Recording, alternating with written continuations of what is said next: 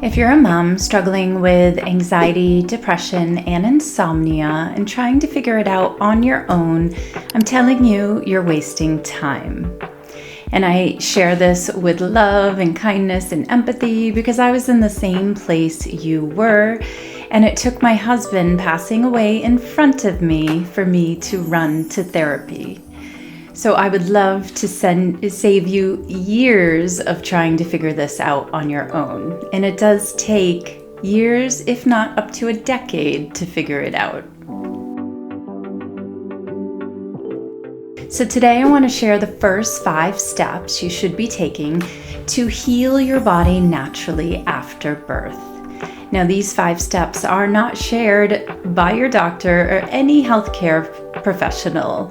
So let's dive into what you can do today to start healing your body. And if you want a checklist, I made you the postpartum recovery checklist so you can follow along and check off exactly what you need to be doing, because I know life is chaotic right now and this is an easy to follow along checklist so you can get started today. All right, step number 1, which we should all be demanding at the 6-week appointment, is a blood draw. I can't believe they don't offer this to us. So a full CBC panel, make sure it has vitamin B as in boy, vitamin D as in dog, along with iron and request copper. Those of us who struggled with depression could have high levels of heavy metal and particularly copper in the postpartum time, sometimes up to 4 times the amount.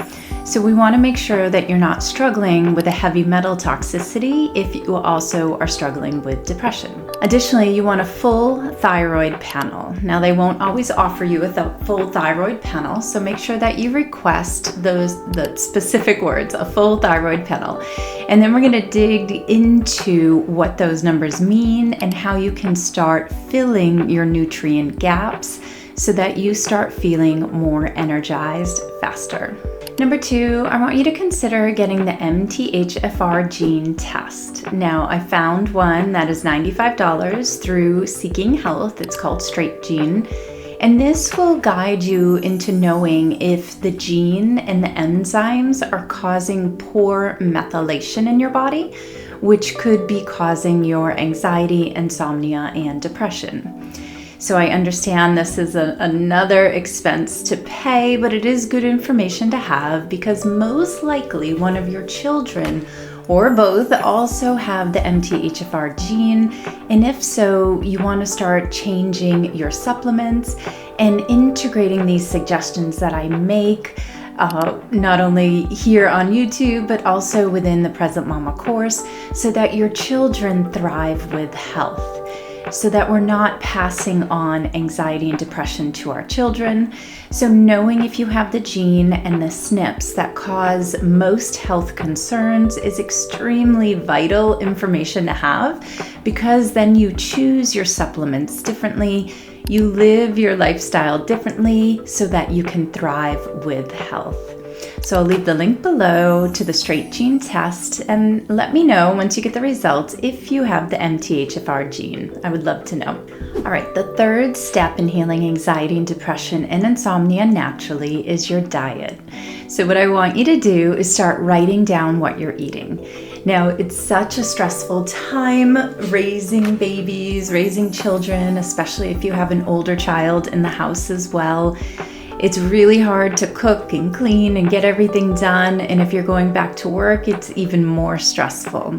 But your diet is so important, and particularly your protein intake.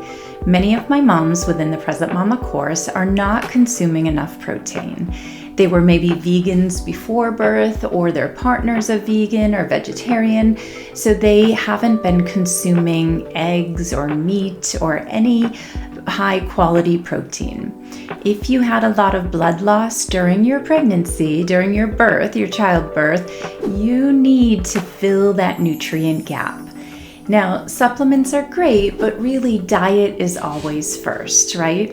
So if you fill that nutrient gap with high quality proteins, with meats that have all the amino acids you need, your health will thrive faster than if you choose to supplement. So I know you might resist this resist this idea a little bit. Let me know in the comment area below if you've been a vegan or vegetarian and noticing that you're craving meat or might need a little meat in this time. Now, this isn't forever. This is just until you feel good. You might choose to stick with it or you might choose not, but know that your body needs different nutrients in this time of healing. Now, I mentioned that the meats have amino acids. These amino acids help our bodies feel full, reduce sugar cravings, and also calm our mood. Now, we're looking for really high quality sources like wild caught fish or grass-fed beef, and look for alternative things. So not your basic steak and hamburgers. Try to look at lamb or bison or maybe liver. So these alternative meats could be providing more nutrients to your body in the postpartum time. The fourth step in healing your body, or the fourth step to take to start feeling like yourself again, is to really address your sleep. For example, after I had the twins, I would occasionally have a glass of wine or have, wine with dinner with my late husband who was Italian. And this was a ritual. This is just something we did. But that one glass of wine when I was struggling would create so much insomnia. I would be up all night long, and this would last 2 days. And then by the third day, I was actually craving a glass of wine again. Isn't it crazy what our bodies want to do? So when we struggle with insomnia in the postpartum time, it's usually due to high histamines and low progesterone. Hear that again. High histamines and low progesterone. So we need to address your sleep. We need to lower the histamines and increase your progesterone so that you sleep again. We also want to address trauma in your body and any intrusive thoughts that are coming up. But keep in mind that addressing your sleep is the fastest way to have you start healing your body and feeling calm and then energized during the day. All right, the fifth step to start healing your body naturally is addressing your nervous system. But what happens is when we're in depression, we are stuck, right? We feel very stuck.